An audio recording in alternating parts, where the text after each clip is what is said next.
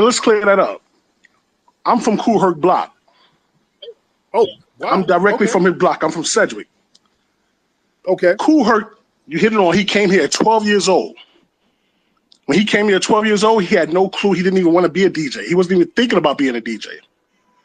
He was playing with toys. He said, I hooked up with some Black American kids and I got Black Americanized. They took me through the streets of the Bronx. They taught me the latest slang, the latest dress, the latest haircut. He said, I learned all this from Black American kids. All my friends are Black American. They took me to the first funk break parties, which hip hop didn't have a name yet. It wasn't called hip hop. As far as trying to make the American people and dance to the music, I start to say that I could use their rhythm bass instead of using Jamaican rhythm bass. But along the way, a few people know I was Jamaican.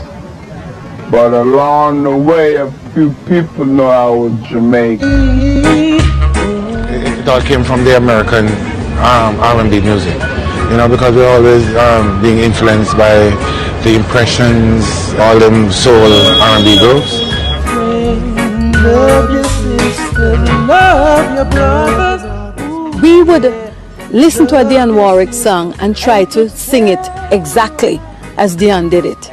If you are a group, you try to study the Supremes, Martha Reeves and the Vandellas. If there was a group who comes from abroad to our shores, we would want to go and see them because they have something to teach us.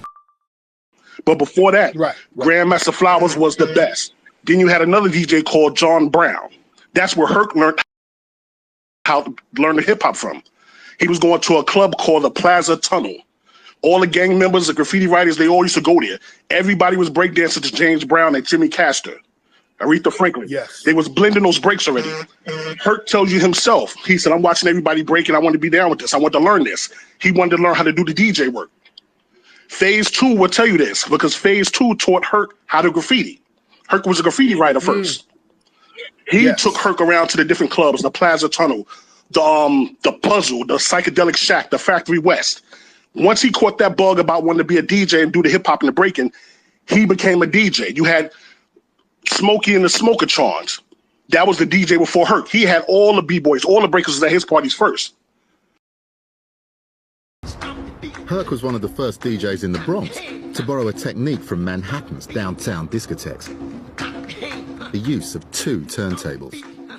I don't know how P. DJ Jones' name is not more prevalent in this whole scenario because he was like the mobile DJ. You had KC, the Prince of Soul. You had JJ, the Disco King, who used to be with Pete. I remember when DJ Starsky, the Love Bug Starsky, was hanging out with Pete. And Pete was kind of like the main feature. And then Starsky kind of like got his thing going up under that Pete umbrella. A little hip hop, the hippity hip hop, a little hip hop. Disco DJs used to say hip hop, you know, they were the ones who did that thing. And it's funny how this industry got the name hip hop and the people that did it originally are not known for it. And we all knew each other. There was DJs and there were B-boys. The B-boys went on to become what is known as hip hop. A lot of the DJs, you never heard their story.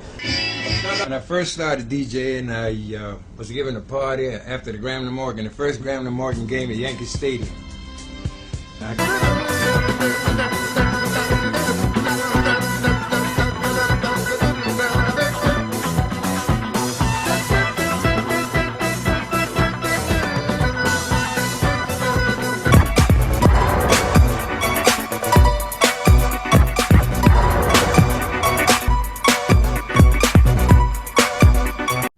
I'm 63, man. I was in New York. When hip-hop was created, most of us New Yorkers, we didn't even know what a Jamaican was. Any around us dressed, talk, and look like us. Stop trying to cop our stuff. But when Herc caught a ballroom, he got a ballroom, he rented it out, and he rented it out in a spot where it was neutral. You couldn't go to other hip-hop parties because gangs affiliated different cultures in different neighborhoods, so you couldn't just walk in and party and have fun. He had a central spot in a place where he got a spot where everybody could come to and enjoy hip hop. That's how he became big. a lot of pushback. There was a lot of prejudice in the sense that the blacks were telling me, you know what, man, go back to your cowbells and your music, you don't belong here.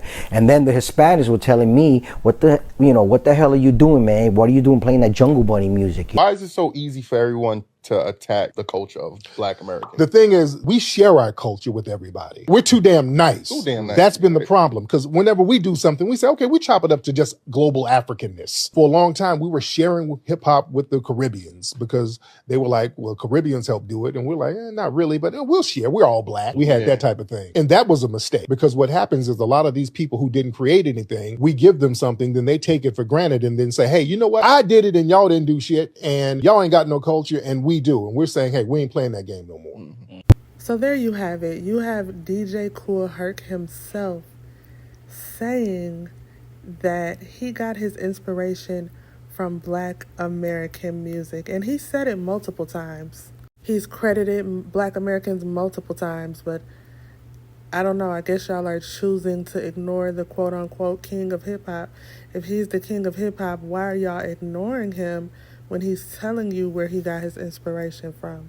Also, one of the very first Latin DJs is telling y'all that him being a Latin DJ wasn't accepted. It wasn't promoted. Anytime he tried to do DJing, the black people would tell him he didn't belong, and the Hispanic community would make racist comments towards him. If Puerto Ricans created hip-hop, then why were y'all calling it Jungle Bunny music? I mean, the jokes write themselves, really. Black Americans created hip-hop, and other cultures in the Bronx contributed to it. And that's just the bottom line. The pioneers of hip-hop, the people who started it, are telling y'all the truth, and y'all are refusing to ignore it. But you can't ignore the evidence that I put together in this video. It's in your face. And if you were to do like a little bit of digging, you would see that DJ Kool Herc has done multiple interviews and books, and he's said this plenty of times. I had a dream. When I got to Africa, I had one hell of a rumble. I had to beat Tarzan's behind first for claiming to be the king in the jungle. For this fight, I've wrestled with alligators. I've tussled with a whale. I done handcuffed lightning and put thunder in jail. You know I'm bad. I have murdered a rock. I injured a stone, and I hospitalized a brick. I'm so bad I make medicine sick. I'm so fast, man, I can run through a hurricane and don't get wet. When George Foreman meets me, he'll pay his debt. I can drown a drink of water and kill a dead tree. Wait till you see Muhammad Ali. And there you have it, Muhammad Ali rhyming his ass off in 1964. It's just something about black culture where people just don't want to give us our credit, which is quite funny because we are the most influential culture in the world. When you look up the #1 music genre, you have pop, which was influenced by hip-hop as well, and then you have hip-hop as #2. None of those other music genres even come close to how influential hip-hop is. Not even a little bit. And it's crazy because everybody wants to take credit for things that we created, but the actual things that we created, that we passed the torch to y'all, like salsa and reggae music, we don't even take credit for that. And you have plenty of Jamaicans, old school Jamaicans, telling y'all that reggae music came from us. But guess what? We don't go around saying, oh, we created reggae music, that's our culture. Because guess what? It's actually not popularized in our culture. We don't claim it because it has no significant history in our culture. The inspiration to where reggae came from is significant to us, but actual reggae music has not been incorporated in our culture the way that hip-hop has. So we let y'all have that. We let y'all have reggae. Why would you try to take hip-hop? Oh, I get it. Because it's the best genre in the world. Everywhere you go, you're gonna see a Tupac poster. You can go to China, you can go to Japan, you're going to see people listening to Tupac. Makes salsa hugely influenced by jazz. It is specifically the jazz influence from Black Americans in Harlem that makes salsa sound like the modern salsa that we know. It's the Caribbean bass from Puerto Rico and Cuba that is mixed with jazz from Harlem that gave us salsa. And so you have this Puerto Rican lady who's giving us credit for creating salsa, but I don't even fool with her. She's full of it. She doesn't like us. The only reason why she even admitted that we created salsa is because she wants black people to say that Puerto Ricans created hip-hop. So you want to claim hip-hop, and then you want to give us salsa back. No, we don't want it. But that's all the time I have for y'all today. Make sure y'all hit that like button. Like, comment, subscribe. Please comment. I need everybody to see this video. Special shout out to DJ Kool Herc. Shout out to him because in every interview I've watched of him, he's always giving Black Americans credit. I don't know why his people choose to overlook that. I'm not sure if he continues to give us credit to this day, but I know for sure back in the 80s and 90s, he always gave us our credit. It's just funny how people try to rewrite history, but baby, when you pull up them receipts, there's nothing they can do about it. Nothing.